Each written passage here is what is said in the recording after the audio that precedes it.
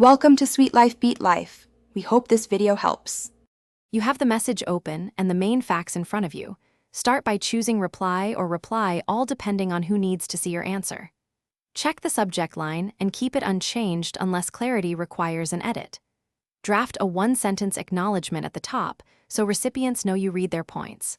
Once done, paste or attach any reference documents, links, or specific numbers. Make sure file names are clear and readable.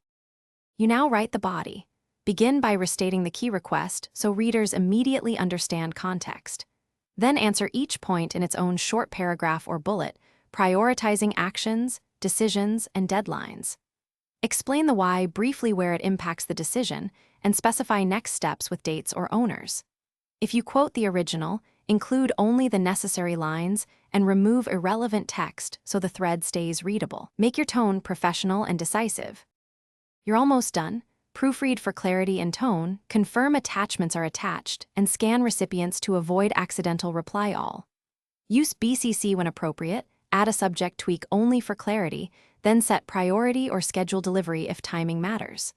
Once you hit send, watch for bounce messages or delivery failures. If something goes wrong, check the recipient address, attachment size limits, and your mailbox quota. Retry or use a file link if attachments block delivery. Thanks for watching. Consider subscribing if we helped you.